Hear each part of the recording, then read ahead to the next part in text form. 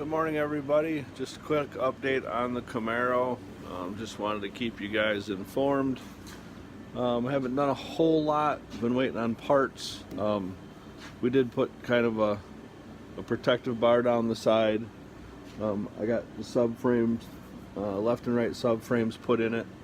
We started playing around with control arms. There's our Fab 9 spidertrack housing we're going to use.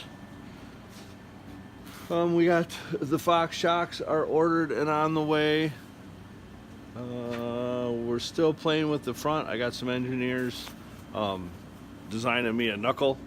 For the rear, same thing. We've figured out that we're going to use all of the factory stuff. We're going to use the stock spindle. I don't have anything laying with me right now. We're going to modify the stock spindle. Here's kind of one I was playing with. We cut all the ears and everything off of it for all the suspension links. And what we're going to do is we're going to mill the back of it out to make it flat. We're going to machine an end for the rear end. And virtually what will happen is we'll just set, that'll bolt on to the end of our housing like that.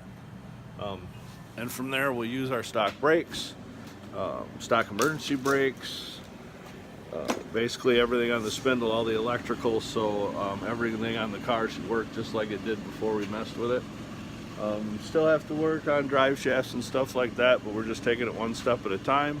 Just wanted to keep you guys updated and show you that we are making forward progress, and sooner or later this beast will be done. Thanks, guys.